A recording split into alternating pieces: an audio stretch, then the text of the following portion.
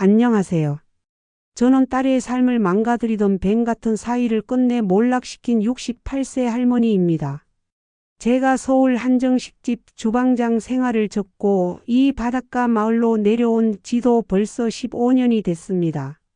남편이 먼저 하늘나라로 떠나고 혼자 남은 저는 고향 바다가 그리워 이곳으로 왔죠. 작은 민박집과 식당을 차려놓고 조용히 살아가던 제 삶은 평화로웠습니다. 딸 서연이가 결혼한 지 10년째 되던 해였어요. 사위 민석이는 건설업계에서 꽤 잘 나가는 사업가였습니다. 첫인상부터 깔끔하고 예의 바른 사람이었죠. 딸과 함께 한 달에 두세 번은 꼭 내려와서 식당 일도 도와주고 손님들 상대도 척척 해냈습니다. 어머님, 이번 주말엔 지호가 방학이라 같이 내려갈게요. 딸의 전화를 받을 때마다 가슴이 뿌듯했습니다. 해양대에 다니는 외손자 지호는 저를 닮아 바다를 좋아했죠. 녀석이 와서 할머니 손맛은 정말 최고야 라며 엄지를 치켜 세울 때면 세상 다 가진 기분이었습니다. 민박집 손님들도 우리 가족을 부러워했어요. 사장님은 복 받으셨네. 딸도 사위도 다 효자예요. 이런 말을 들을 때마다 저는 그저 웃기만 했습니다. 남들이 부러워하는 화목한 가정, 그게 제 자랑이었으니까요. 여름이면 사위가 직접 횟감을 사다가 손님상을 차려주기도 했습니다. 팔 걷어붙이고 주방에서 땀 흘리는 모습을 보면 정말 든든한 사위구나 싶었죠. 딸은 플로리스트답게 식당 곳곳을 예쁜 꽃으로 장식해줬고요. 저녁이면 민박집 마당에 앉아 다 같이 수박을 먹으며 바다를 바라봤습니다. 파도 소리가 들려오고 붉은 노을이 바다를 물들일 때면 이보다 더 행복할 수 없다고 생각했죠. 사위는 늘 제 어깨를 주물러주며 어머님 건강하셔야 해요. 저희가 평생 모실 거예요 라고 말했습니다. 그때만 해도 저는 그 말을 진심으로 믿었습니다. 사위의 눈빛이 그렇게 맑아 보였거든요. 딸이 행복해하는 모습만 봐도 가슴이 벅찼고 외손자가 할머니 하며 따라다니는 게 너무 사랑스러웠습니다. 그해 가을 태풍이 지나간 뒤였습니다. 사위가 혼자 내려왔죠. 평소와 달리 얼굴이 수척해 보였습니다. 어머님, 제가 좀 드릴 말씀이 있어서 왔어요. 저녁 식사 후 마당에 앉아 있을 때였습니다. 사위는 한참을 머뭇거리다가 입을 열었죠. 부산 쪽에 큰 건설 프로젝트가 있는데 초기 자금이 부족하다는 거였습니다. 은행 대출도 한계가 있고 이번 기회를 놓치면 회사가 어려워질 수 있다고 했죠. 서연이한테는 말 안 했어요. 걱정시키고 싶지 않아서요. 사위의 눈가가 붉어졌습니다. 그동안 열심히 일해온 사람이 이렇게 어려움을 토로하니 마음이 아팠죠. 저는 주저없이 통장을 꺼냈습니다. 평생 모은 돈의 절반이었지만 딸의 행복을 위해서라면 아깝지 않았습니다. 이자 같은 건 생각하지 마. 가족끼리 무슨 이자야. 사위는 제 손을 꼭 잡으며 눈물을 글썽였습니다. 어머님 정말 감사합니다. 꼭 갚을게요. 아니 몇 배로 보답하겠습니다. 그 모습이 너무 진실해 보였어요. 저는 사위의 등을 토닥이며 힘내라고 격려했죠. 며칠 뒤에 사위가 다시 찾아왔습니다. 이번엔 제가 아끼던 해녀 장신구와 은목걸이를 보관해달라고 부탁했습니다. 어머님 이거 너무 귀한 거잖아요. 제가 서울 집 금고에 보관해드릴겨. 여기는 도둑 들까봐 불안하시죠? 시어머니였던 분이 물려주신 것들이라 정말 소중했지만 사위를 믿었습니다. 조심스럽게 포장해서 건네줬죠. 사위는 꼭 안전하게 모시겠다며 깊이 인사했습니다. 그날 밤 저는 왠지 모를 불안감에 잠을 이루지 못했습니다.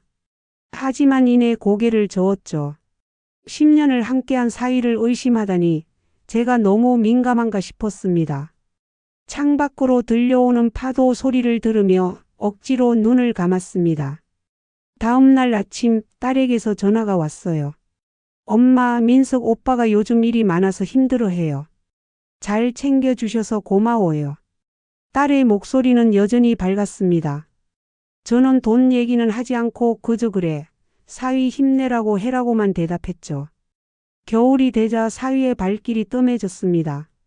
딸은 가끔 혼자 내려왔는데 사위는 일이 바쁘다며 못 온다고 했죠. 그러던 어느 날 제가 장신구를 찾으려고 사위에게 전화를 걸었습니다. 아, 어머님. 그게 사실 좀 복잡한 일이 생겼어요. 사위의 목소리가 떨렸습니다. 금고에 넣어뒀는데 집에 도둑이 들어서 없어졌다는 거였죠. 경찰에 신고했지만 찾기 어렵다고 했습니다. 제 가슴이 철렁 내려앉았습니다. 돈이야 그렇다 쳐도 시어머니 유품이 사라졌다니요. 어머님 정말 죄송합니다.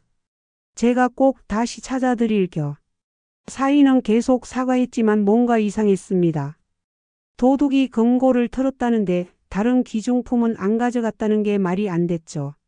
하지만 딸 앞에서 사위를 의심하는 모습을 보이고 싶지 않아 그냥 넘어갔습니다.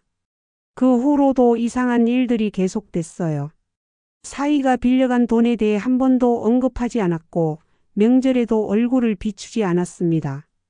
딸은 요즘 회사 일이 너무 많대요 라며 대신 사과했죠. 저는 웃으며 괜찮다고 했지만 마음 한구석이 불편했습니다. 어느 날 옆집 말순 할머니가 찾아왔습니다. 정순아, 내가 며칠 전에 부산 갔다가 이상한 걸 봤어. 말순 할머니는 주변을 살피더니 목소리를 낮췄죠. 너희 사위가 젊은 여자랑 팔짱 끼고 호텔에서 나오더라고. 저는 웃으며 말순 언니가 잘못 봤겠지. 우리 사위가 그럴 리 없으라고 대답했습니다. 하지만 말순 할머니의 표정은 진지했죠. 내가 분명히 봤어. 그 여자가 사위 목에 팔을 두르고 뽀뽀까지 하더라고. 그날 밤 저는 한숨도 자지 못했습니다. 말순 할머니가 거짓말할 사람이 아니었거든요. 하지만 딸의 행복한 얼굴이 자꾸 떠올랐습니다. 혹시라도 오해일 수 있으니 좀 더 지켜보기로 했죠. 며칠 뒤 딸이 울면서 전화했습니다. 엄마, 민석 오빠가 요즘 너무 늦게 들어와요. 일이 많다는데. 딸의 목소리에 불안이 묻어났습니다. 저는 달래주면서도 가슴이 답답했죠. 뭔가 확인해야겠다는 생각이 들었습니다. 봄이 되자 마을에 이상한 소문이 돌기 시작했습니다. 우리 사위가 부산에서 다른 여자와 살림을 차렸다는 거였죠. 처음엔 귀담아 듣지 않았지만 여러 사람이 비슷한 얘기를 하니 무시할 수 없었습니다. 시장에서 생선을 사던 날이었어요. 단골 가게 아주머니가 조심스럽게 말을 꺼냈습니다.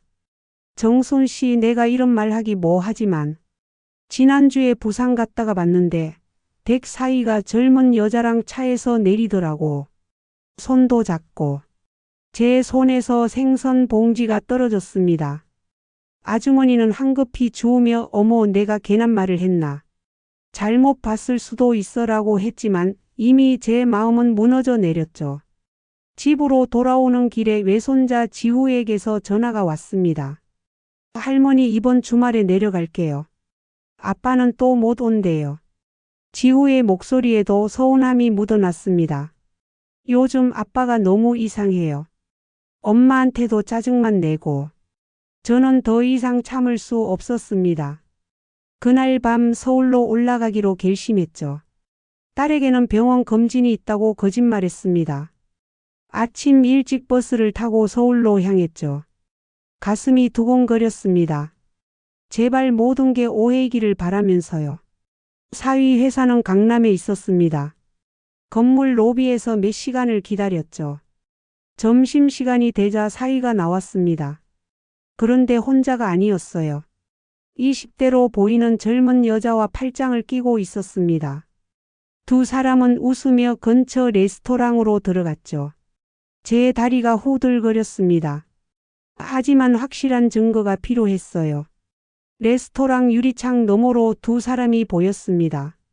사위가 그 여자의 손을 잡고 있었고 여자는 사위의 볼에 입을 맞췄죠. 제 눈앞이 캄캄해졌습니다. 그때 사위가 자리에서 일어났습니다. 화장실에 가는 것 같았죠. 저는 무작정 레스토랑으로 들어갔습니다. 그 여자 앞에 섰죠. 당신이 우리 사위와 사귀는 사람이야? 이 여자는 놀란 표정으로 저를 봤습니다. 누구세요? 나는 민석이 장모야. 여자의 얼굴이 하얗게 질렸습니다. 그리고 황급히 자리를 떴죠. 사위가 돌아왔을 때 저는 그 자리에 앉아 있었습니다. 어머님이 왜 여기에? 사위의 얼굴이 사색이 됐습니다. 저는 조용히 말했죠. 따라와. 할 얘기가 있어. 사위의 사무실로 갔습니다. 직원들이 없는 틈을 타서였죠. 사위는 변명을 늘어놓기 시작했습니다. 어머님 오해예요. 그 여자는 그냥 거래처 직원이에요. 하지만 그의 눈은 떨리고 있었죠. 민서가 나를 바보로 아니? 내가 다 봤어. 사위는 결국 고개를 떨구었습니다. 그리고 믿을 수 없는 말을 했죠. 어머님이 주신 돈도 사실 그 여자한테 쓴 게 많아요. 미안합니다. 제 길을 의심했습니다. 딸의 미래를 위해 빌려준 돈을 외도녀에게 썼다니요. 분노가 치밀어 올랐지만 증거를 확보하는 게 먼저였습니다. 화장실 좀 써도 되니? 그 사위는 고개를 끄덕였죠. 화장실에 가는 척하다가 사무실로 돌아왔습니다. 사위는 잠시 자리를 비운 상태였죠. 서랍을 열어봤습니다. 거기엔 충격적인 것들이 있었어요. 그 여자와 찍은 사진들, 호텔 영수증, 그리고 장부가 있었습니다. 제가 준 돈이 언제 어디에 쓰였는지 적혀 있었죠. 명품 가방, 해외여행, 호텔. 대부분 그 여자를 위한 것들이었습니다. 휴대폰으로 모든 걸 찍었습니다. 그리고 제가 맡겼던 장신구를 발견했죠. 전당포 전표였습니다.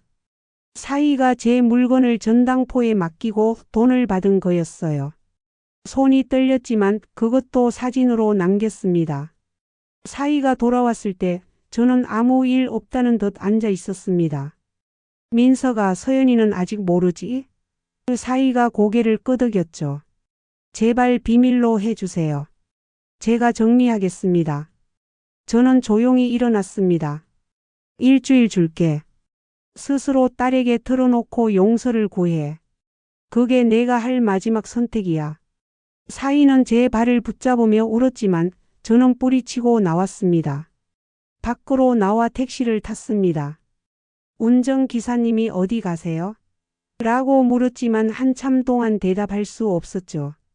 눈물이 멈추지 않았습니다. 딸의 인생이, 우리 가족이 무너지는 순간이었으니까요. 일주일이 지났지만 사위는 아무 행동도 하지 않았습니다.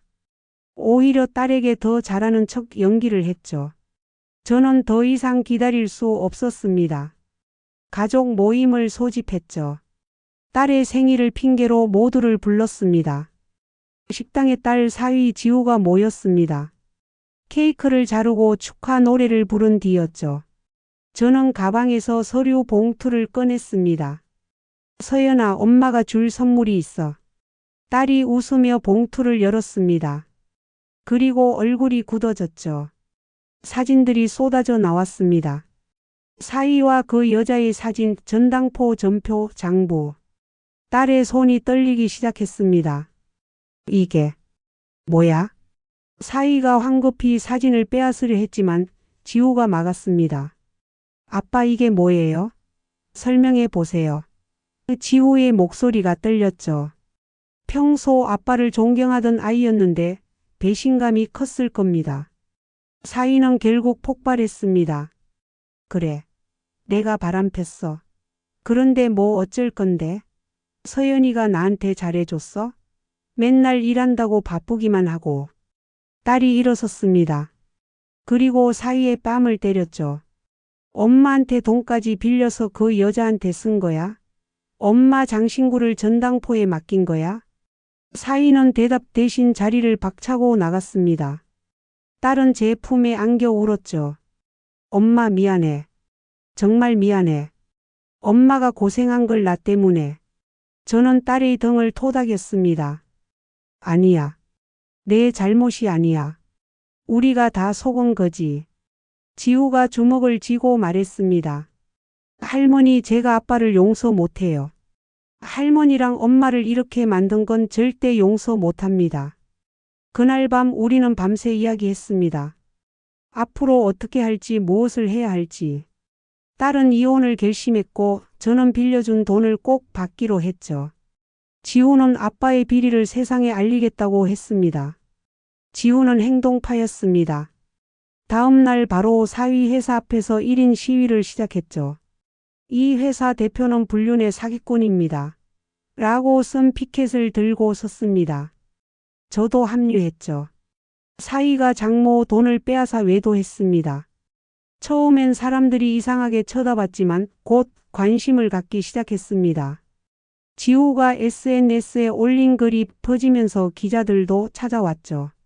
할머니 인터뷰 좀 해주세요. 무슨 일인지 듣고 싶습니다. 저는 담담하게 진실을 말했습니다. 사위가 어떻게 저를 속였는지, 딸을 배신했는지. 기사가 나가자 여론이 들끓었죠. 사위의 회사에 항의 전화가 빗발쳤습니다. 거래처들이 계약을 취소하기 시작했죠. 사위가 찾아왔습니다. 어머님 제발 그만해 주세요. 회사가 망하게 생겼어요. 하지만 저는 단호했습니다. 내가 먼저 망가뜨린 거야. 우리 가족을. 딸의 이혼 소송이 시작됐습니다. 증거가 확실해서 유리했죠. 재산 분할도 딸에게 유리하게 진행됐습니다. 사위는 위자료도 물어야 했고 제게 빌린 돈도 갚아야 했죠. 그 와중에 반전이 있었습니다. 사위의 외도녀가 찾아온 거예요. 임신했다며 돈을 요구했죠. 사위는 결국 그 여자와도 싸우게 됐습니다. 자업자득이었죠. 법원 판결이 나왔습니다. 딸의 완승이었어요. 사위는 거의 빈털터리가 됐죠. 회사도 망했고 평판도 바닥이 됐습니다. 그 여자도 사위를 떠났다고 들었어요. 마지막으로 사위를 본 건 법원 계단에서였습니다. 초라해진 그의 모습이 한때는 불쌍하기도 했지만 딸의 눈물을 생각하면 동정심이 들지 않았죠. 이혼이 성립된 후 딸과 지우는 제가 있는 바닷가 마을로 내려왔습니다. 새 식구가 다시 시작하는 거였죠. 딸은 마을에 작은 꽃집을 열었고 지우는 학교를 다니며 저를 도왔습니다. 엄마 이제 행복하게 살아요. 딸이 웃으며 말했습니다. 예전보다 훨씬 밝아진 얼굴이었죠. 오히려 감사하다고 했습니다. 진실을 알게 해줘서 새로운 삶을 시작할 기회를 줘서 빌려준 돈도 대부분 회수했습니다. 사위가 가진 재산을 처분해서 갚았죠. 장신구는 찾지 못했지만 이제는 상관없었습니다. 가족이 다시 뭉쳤으니까요. 마을 사람들이 우리를 응원했습니다. 말순 할머니는 내가 맞았지? 그놈 영 이상했어라며 딸을 위로했죠. 시장 아주머니들도 딸의 꽃집에 자주 들렀습니다. 어느 날 지우가 말했습니다. 할머니, 제가 나중에 성공하면 할머니한테 더 좋은 장신구 사드릴게요. 저는 웃으며 머리를 쓰다듬었죠. 그런 거 필요 없어. 너희들이 행복한 게 최고의 선물이야. 지금도 저는 바닷가에서 민박과 식당을 운영합니다. 딸이 꾸민 꽃들이 곳곳에 있고 지우가 잡아온 싱싱한 해산물로 요리를 하죠. 때로는 사위 생각이 나기도 합니다. 어떻게 살고 있을까? 하지만 더 이상 우리 가족과는 상관없는 사람입니다. 저는 오늘도 파도 소리를 들으며 생각합니다. 때로는 아픈 진실이 달콤한 거짓보다 낫다고. 우리 가족은 시련을 겪었지만 더 단단해졌습니다. 이제는 누구도 우리를 속일 수 없죠. 해질녘 딸과 지우와 함께 해변을 걷습니다. 노을이 바다를 붉게 물들이고 갈매기들이 날아다니죠. 딸이 제 팔짱을 끼고 말합니다. 엄마 사랑해요. 저도 대답합니다. 나도 사랑해. 이게 제가 뱀 같은 사위를 몰락시킨 이야기입니다. 후회는 없습니다. 딸과 외손자를 지켰으니까요.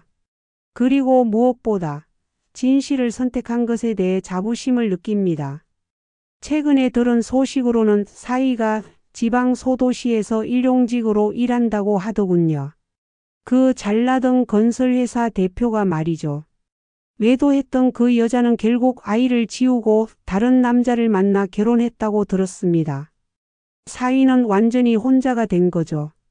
가끔 딸이 묻습니다.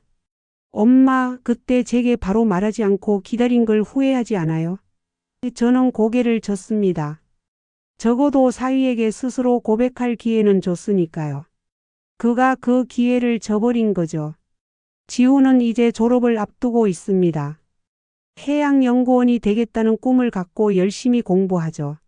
할머니, 저는 절대 아빠처럼 살지 않을 거예요. 정직하게 당당하게 살 거예요. 그 말을 들을 때마다 대견하고 뿌듯합니다. 우리 식당은 이제 맛집으로 소문이 났습니다. 딸이 SNS 마케팅을 하고 지우가 신선한 해산물을 공수해 오니 손님이 끊이지 않죠. 벽에는 우리 가족 사진이 걸려 있습니다. 사위가 있던 자리는 이제 빈 공간이 아니라 우리 셋이 더 가깝게 찍은 새로운 사진으로 채워졌습니다. 마지막으로 하고 싶은 말은 이겁니다. 가족이라는 이름으로 참고 견디는 것만이 미덕은 아닙니다. 때로는 단호하게 잘라내는 용기도 필요하죠. 제가 그랬듯이 여러분도 자신과 가족을 지키는 선택을 하시길 바랍니다. 바다는 오늘도 그 자리에 있습니다. 파도는 밀려왔다 나가기를 반복하죠. 우리 인생도 그렇습니다. 아픔이 밀려와도 다시 평온이 찾아옵니다. 저는 이제 평온을 찾았습니다. 진짜 가족과 함께 말이죠.